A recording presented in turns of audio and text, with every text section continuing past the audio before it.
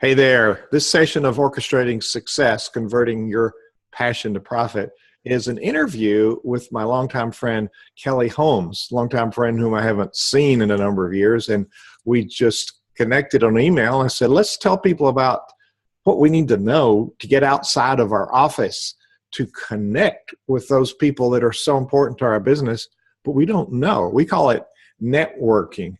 And Kelli, welcome to my podcast. Thanks, Hugh. Wow, fantastic to be here. Great to see you. Don't you love technology? We can see each other with being thousands of miles apart. It is great. I'm in Virginia, and you're where in California?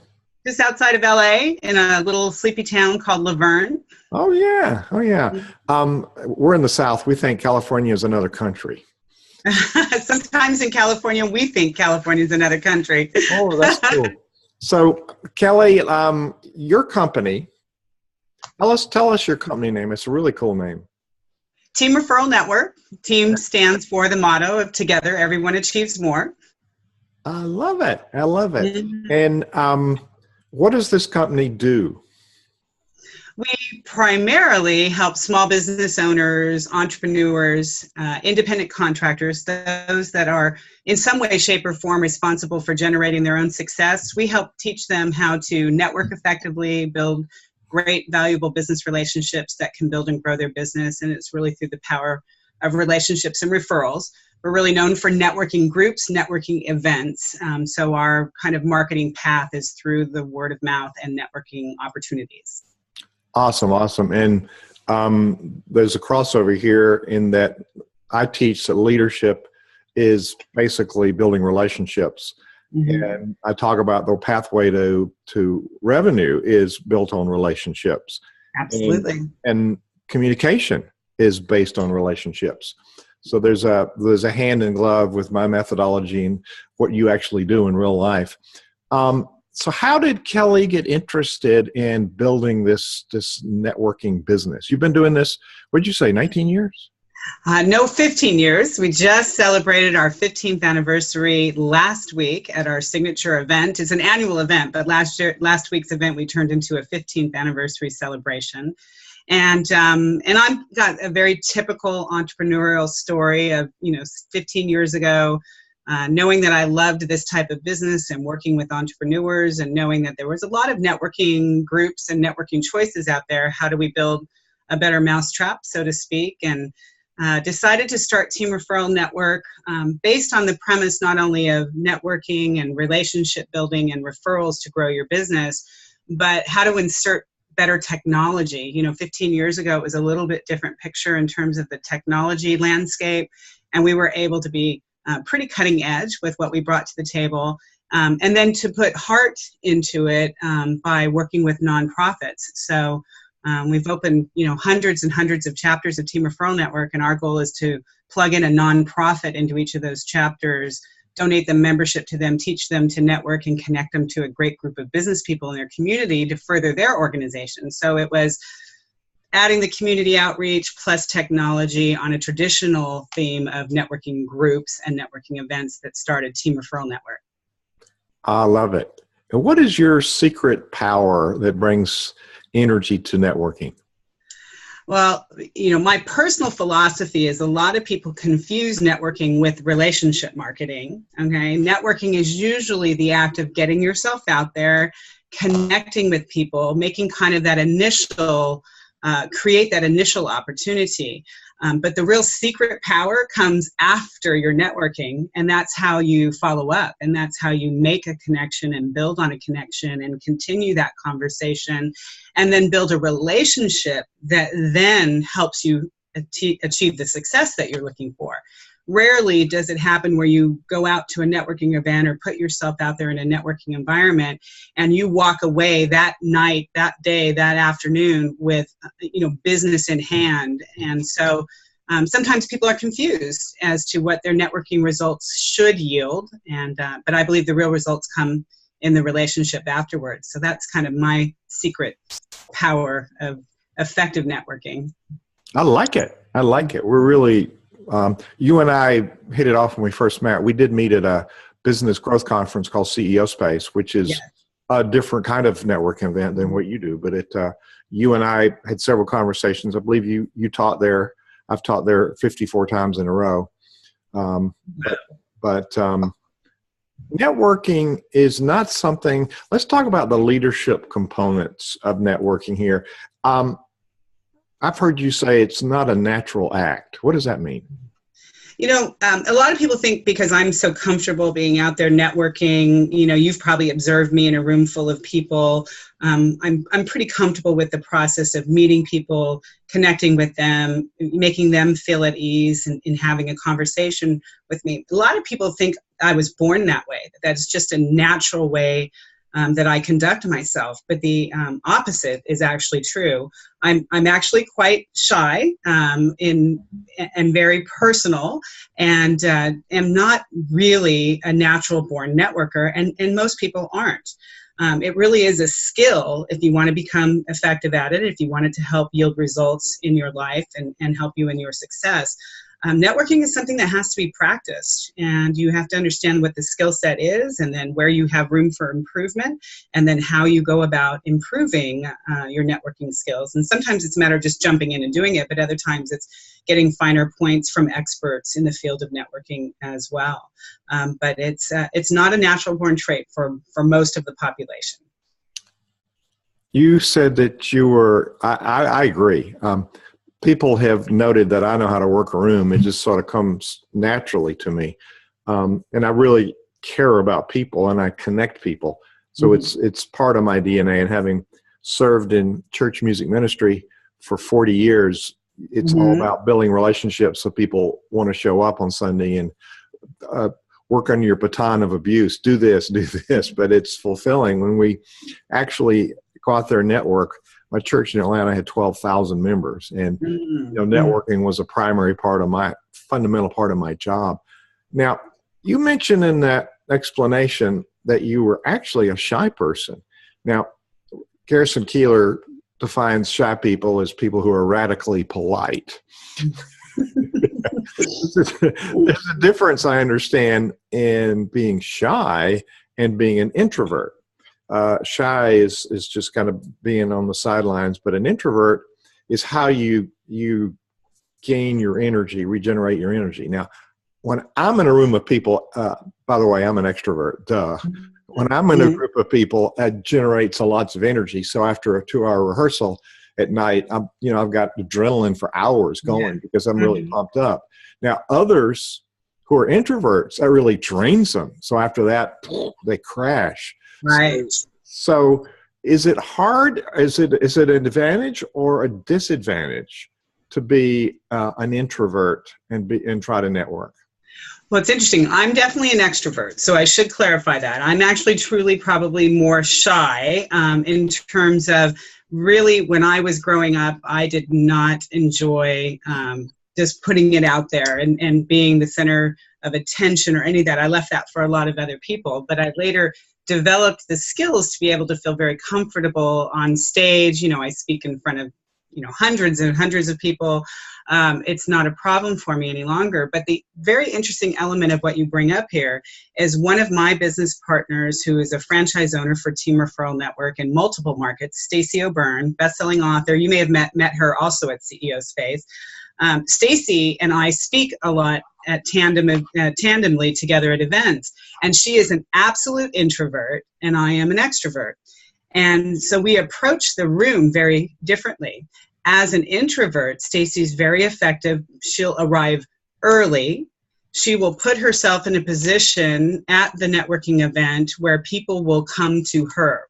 So as an extrovert, I'm always arriving a few minutes late. I like the stage set before I come in. If it's possible to make some kind of entrance, that's great, okay?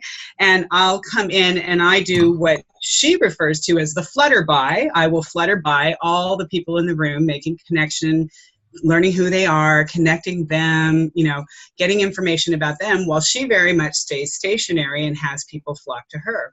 And as an introvert, that's how she effectively networks. So you and I, being the extrovert, like to work the room. She, as the introvert, likes to plant herself and have people come to her. And by her personality and the information that she is sharing with people and the connections that she's making, she actually has a very commanding audience that come to her at networking events. And it's a fascinating thing to watch happen. So our preconceived ideas about being an introvert or extrovert aren't necessarily true. Right, exactly. That's fascinating. Now, sometimes people judge us unfairly when we're really gifted at getting out there and being connected, and they think we're over functioning from our ego. And we're not really doing that. So speak to that. If they're sitting there and they're not connecting because of their own lack of skill, and they're starting to think about us being egotistical, how do we prevent? We really can't prevent it. So how do we deal with that feeling? Because sometimes I talk to people and they say, well, I don't want to get out there because it seems like I'm egotistical talking about my stuff. And that's probably a wrong idea, wrong concept of networking, right? Well, it's interesting. I actually do take the approach when I'm networking that I do always make it about the other person. So if you were to engage in a conversation with me at a networking event, whether it's something as simple as, say, a chamber function that has 100 business owners there, or it's a large-scale business expo or trade show that may have thousands of people there, if you were to encounter me, and again, just my personal philosophy, when we meet, and Hugh, you may remember this about a conversation that we initially had, my focus will always be on the other person. So I'll introduce myself. Hi, I'm Kelli Holmes, and I'm with Team Referral Network, and I very rarely ever give my title as founder or CEO of the company. I'll just say I'm Kelli from Team Referral Network, and who are you? And then I proceed to say, what do you do? Why are you here? Who are you looking to meet? What is it? What city are you located in? I'll start spinning the internal database in my brain of who could I connect this person with? How do I help them with their business just immediately, let alone then when I disengage, I always try to make the opportunity for us to follow up. So I have somebody to introduce you to. I'd love the opportunity to continue this conversation. Would it be okay if I, and then fill in email, call, text, whatever your preferred choice is of communication. And they love that because you made it about them, they remember you, right? It's how you make people feel that leaves the lasting impression. And when you do talk about yourself, you don't always leave the other person feeling like they were special. And I guess the shy, extremely polite person inside of me wants to make them feel special in my networking attempts. And so that's how I've always conducted myself. And so that's, probably back to that question of my secret, because I always get them to take my calls and my emails and my texts afterwards, which is the goal, right? To continue the conversation and build a relationship. Mm-hmm. Yes. Mm-hmm. Yes. And what I've experienced in some networking groups is just the opposite. People come in and want to tell you all about them, and they never ask you about you. Mm-hmm. And what you just demonstrate, which is so brilliant, you continue to ask about them. And then when it's your turn, or probably it prompts them to want to ask about you. Do you find that to be true? If they are polite people, they almost invariably want to ask about you. And oftentimes, again, I'll redirect it sometimes back to them. I'll share a little tidbit about me and something that I think might be of value to them to know about me. And then I'll shift it back to them again. But we'll eventually get around to knowing each other if the relationship opportunity continues. And quite honestly, if it doesn't continue at that point, there's not a lot of value to that connection. Okay, people don't go out of their way to help another person be successful when they barely know them or met them for a few minutes at a networking event. And that's the big myth out there. If you ask an entire room full of business people who go out and network, and you say, how many of you are getting all the results you want from your networking activities, there'll very rarely be even a single person in the room who will raise their hand, because they're expecting results from networking, and results come from relationships. Say that last line again. Oh, good Lord. Okay. Results do not come from networking. Results come from relationships. And that's so spot on with where I am is leadership. When I spoke about building a choir, when I first went to this church in Atlanta, they greeted me by saying, we've just lost 200 choir members. And so I built back the group because I built relationship with people. Mm-hmm, mm-hmm. And fundamentally, we make money in business because we solve a problem. Mm-hmm. But people won't buy from us until they trust us and they feel like we care about them. Right. And there's a relationship piece there. We have mental capital. We have really good stuff, but we want to push it on people. We want to create money out of it instead of in between the intellectual capital and the financial capital is relationship capital. And so the leadership piece of what I always look at, that's my area. You ask a surgeon if you need surgery, they'll say yes. You ask me if we need leadership, it's yes. Everything stems, what you're describing are very developed leadership skills. Mm-hmm. And leadership, we don't think of leadership correctly. We think of it as about being the boss and telling people what to do. Right. In reality, leaders are people who make things happen. And we influence others. And you've greatly influenced so many people. How many chapters do you have around the world? We've opened over 400, and I love the way you say around the world, since we are now in the Australian market and soon to be in the Singapore market. So thank you for that. It's an international team, Referral Network International. There you go. Mm-hmm. Yeah. Well, people are people everywhere you go. So part of your 15-year journey is figuring out the mechanics of it, but a large part of it, I'm willing to bet, is you building relationships with people who know that you care about them, and there's a win-win in the collaboration. It's a network, but it's really a collaborative thinking piece that you're promoting, isn't it? It is. Education in and of itself is a big part of our program. So we insert it into every single weekly meeting and other networking events that we put on. It's really our goal to kind of help that entrepreneur get out of their own way and be able to build those relationships to be successful. And it takes a lot. I got a great team. I have a lot of franchise owners who are franchisees for Team Referral Network. We became a franchisor in 2012 and started opening up new markets outside of the corporate-owned area. And those people I rely on very heavily. And then I have a great staff and a great group of directors who help build, grow, promote, and nourish and nurture Team Referral Network as well. And we talk about leadership, really empowering those people that surround you is the job of a leader. My job is to really empower them to be able to do the work that they want to do and is philosophically aligned with what we want them to do. And when you are surrounded by great people, I think you really feel that and see that in the decisions that they make and the leaders they become. That is so good. We develop leaders on teams. That's what you gave is my short definition of transformational leadership. It's building a high-performing culture. So what are the things that leaders need to learn the most? The Dun & Bradstreet study in 1995, which, by the way, the statistics haven't gotten any better, but their study showed that 90% of entrepreneurs fail because they don't have the ability to run this business. They call it manage. I think it's leadership. It's the ability to run it. One of them is we get so buried, and you just described the art of delegation. You find good people, you give them worthy work, you define what the outcome looks like, and you get out of their way, basically, is what I heard embedded in your description. Yes. Was that, did I get it? Absolutely. Totally accurate. Mm-hmm. All right. That's good. Those are all really good leadership traits. So leaders are bound because we're doing too much. I've created a new sequential program for entrepreneurs called Unbound Leader. And we get bound up by our own shortcomings and our own lack of vision. So what I've done is create a sequential program for people to know how to do everything they should know when they really don't have the skills to run a business. Besides that, we get sucked underwater here with being overcommitted and overfunction for our team.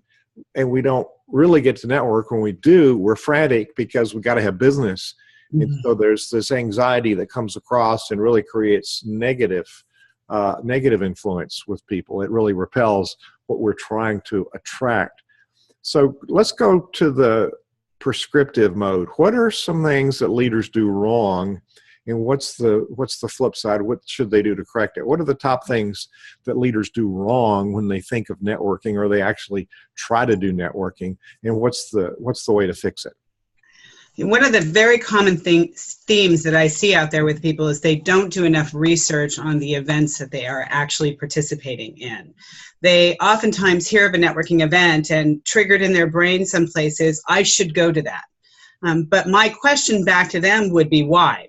Is it the right audience? Is it the people you want to network with? Is it going to be meaningful to your business? Oftentimes we're taking the shotgun approach. If we create enough activity, we'll somehow magically get results out of it. And I found that most people, spend more time researching and thinking about what they're going to do for dinner than they do for their plan in terms of networking. It's true, right? It's true. And I'll give you a great example. I was up a year or so ago up in Utah at a networking event. I was invited to speak.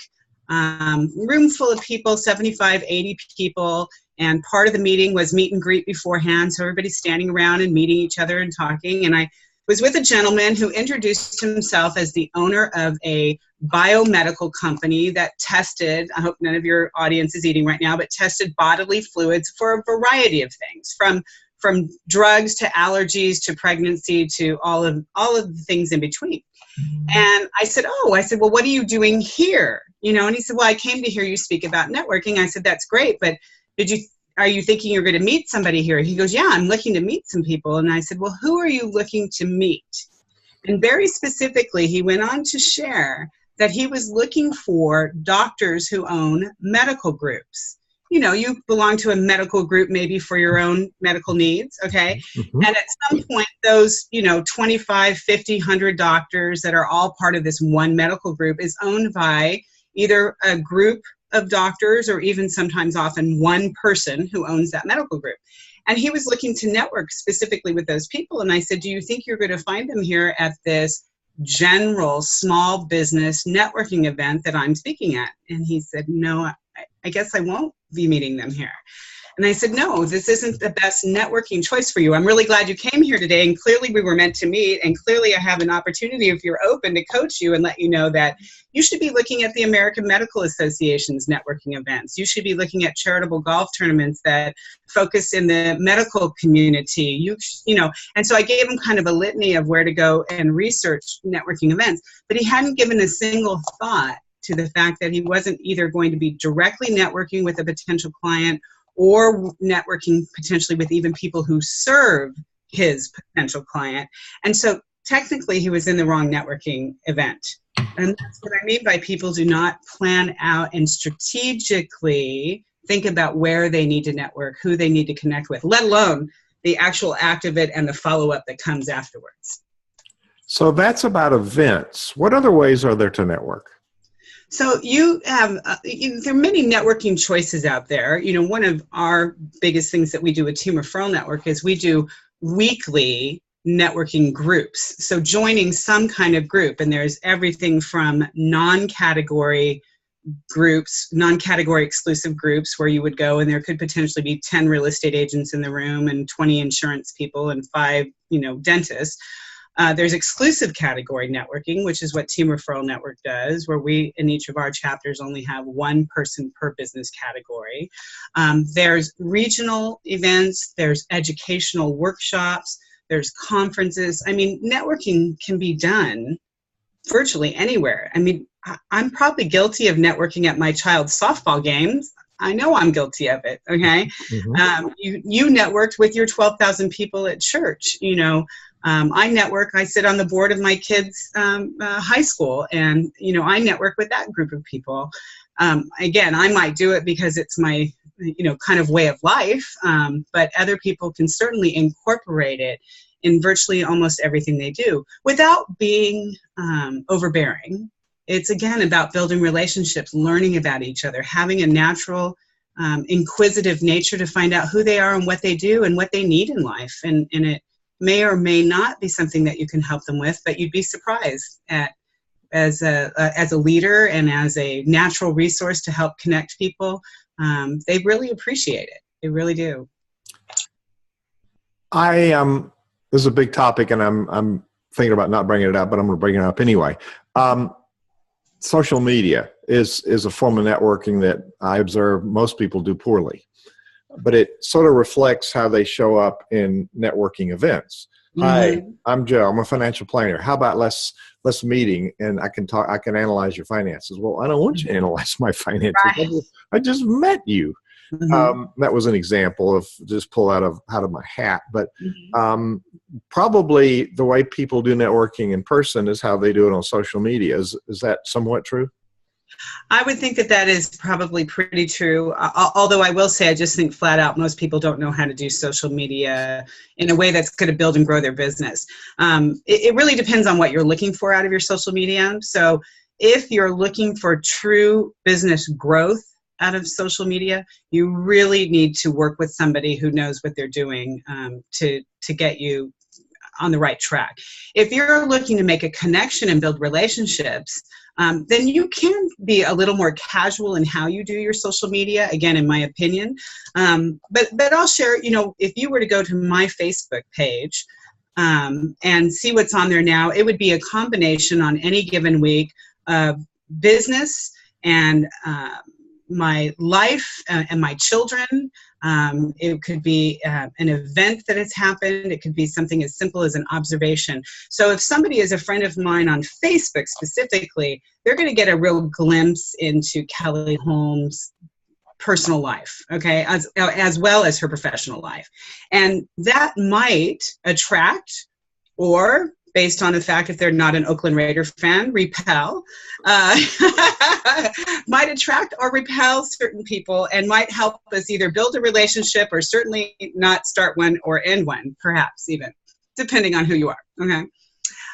But that it can help that in that way, social media can help build some relationships. But if you're there really strictly to build your business, you want the correct LinkedIn page, you want the correct business page on Facebook, you want to do the ads, and there's many different social media outlets. We just had a great social media expert at our 15th anniversary team's big event celebration last week, and he was just phenomenal in laying out the business growth approach to social media. There's a lot that can be done that way. It can be very effective networking. But I don't think relationships are built online, although I know there's many marriages that have been built online. I don't think necessarily a lot of the business relationships. I think oftentimes it does take, even if it's this kind of human interaction that we're doing right here, with seeing each other on Zoom. I think that people like to know who they're doing business with. Oh, absolutely. I have made lots of significant connections on Twitter. That's my main network, and good for you. 200,000 of my 250 are on Twitter. Great. And I do pay attention, and I don't push out buy this and buy that. So is social media part of the expertise of Team Referral Network? We do. We have a chapter technician in each chapter of Team Referral Network, and we have each of our chapters engaged. We have a great strategic relationship with Meetup, which is a great social media platform for networking, and so we do incorporate that into our each of our chapters and into our philosophy of helping them build and grow their chapters and their businesses. Also, each member gets their own web page at teamreferralnetwork.com. And we have a lot of search engine optimization and social media links that help them with their search engine optimization. And I know I actually sound like what I know what I'm talking about right now, and I don't. I just know it all magically somehow happens with the great people that we work with. Well, that's a good. Laughing at me, but it's true. Well, leadership is about defining your gaps and finding good people to fill them. Amen. And we don't have to know everything, Kelli, to be successful. And that's so you've given lots of tidbits here that I think are helpful for any leader running any kind of enterprise. Now, I'm sitting in a big gap. There's no Team Referral Network in driving distance from me, even a day. So, breaks my heart. So I can't play in your party, can I? Actually, you can. We have virtual teams as well. So maybe it's time to plug you into an online chapter. Or as a community member, we have, you're basically a member of the tribe without the responsibility or opportunity of being part of one of the weekly chapter meetings. And that's only until we come to your market space there, Hugh. So give me a month or two and I'll whip up somebody there. You'll track me down, hunt me down. Mm-hmm. All right. So there's people listening here that want to find out more. They go to teamreferralnetwork.com. Yes. Yes. And it's a very friendly website. It's a two-sided website. So for the general public, it is a marketing and branding site that's chock full of great information. We have a great 30-day free trial membership that they can sign up for. We have a free networking guide that I wrote a while back called Effective Networking. Is Your Networking Not Working? That they can download for free. And so a couple of freebies for them to check out and see what we're all about. And then you're also able to search where we do have team chapters, what markets we are in currently, or if they're interested in bringing a market to their area. That's awesome. Awesome. So I'm going to give you the final last hurrah here as we're ramping down and summarizing. I'd like you to leave people with a thought or a tip, or what's a primary strategy that people should be thinking about. But before we do that, is there anything that we didn't cover? I'm sure there's a lot we didn't cover, but something significant that you'd like to talk about before we end this that would give people some particular ideas on how they can improve their networking?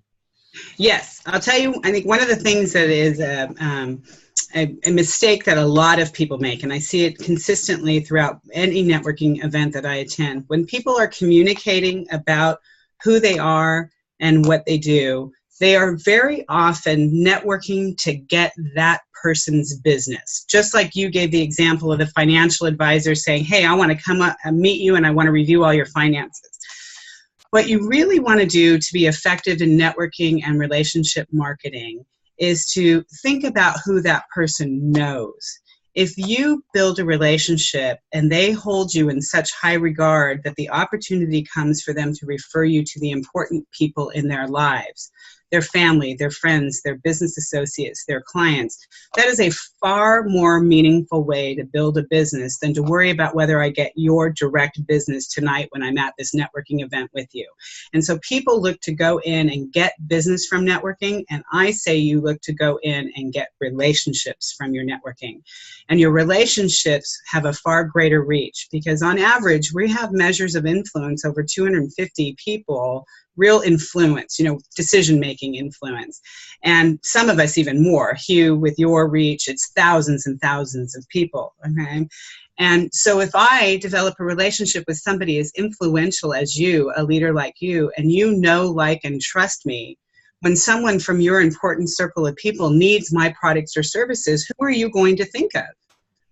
That's far more valuable than whether I have your personal business or not. And I want people to realize the greater relationship net that they're throwing out there is what's going to yield them results in terms of results and business growth. That is so spot on.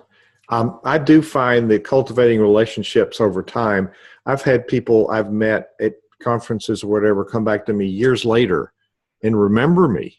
And now they're ready for me. Right. I didn't impress myself. I didn't hammer them real hard and try to close the sale. I cared about them. Like, I actually did some things right, Kelli. Great to know, isn't it? Yes, ma'am. So this is a part of leadership interviews. This is a part of my podcast. Many of them are me talking about leadership principles, but Kelli Holmes has given us some really useful information today. You can have a two-way dialogue with me on HughBallouPodcast.com. We're talking one way now. I invite you to have two-way conversations and comment on it. And you can find the video on Facebook or LinkedIn. Kelli Holmes and Hugh Ballou talking about networking. I'm sure you'll be able to find it because it's out there. And as we depart, shut down this interview and bring it to a close, Kelli, what's a tip or a parting thought you'd like to leave people with? Well, I want to teach them the power of two, and it's something that I do a lot of workshops on as I travel around the country speaking on networking. When you are out networking and you've already set the strategy, you've researched the event, you know where you're going, you know what your goals are in mind, just keep the power of two in mind. You just want to meet two of the types of people you're looking for. So generally, there are people who can help you and can be collaborative and be a partner with you in your business and you with theirs. But 2 is not an overwhelming number. I think we oftentimes become so overwhelmed with networking choices and the number of people at an event and how do I work the room, and if I'm an introvert or I'm shy, I don't know if I can work a room. And if I share with you to just say you're going to walk out of there with 2 very powerful connections, that's all you're really looking to do. Ask for help. Meet somebody and say who you're looking to meet. Oftentimes, they'll introduce you to that person. But just think of the power of 2. It makes it much more bite-sized and palatable to go out there and do. This is actually a very successful way if you follow the formula of follow-up and building a relationship and continuing the conversation to get the results you are looking for. So there you have it. Love it. Kelli Holmes, team, referralnetwork.com. Thank you for being with me today and sharing these great thoughts for our listeners. Thank you, Hugh. Mwah. Always wonderful to be with you. Same here, Kelli.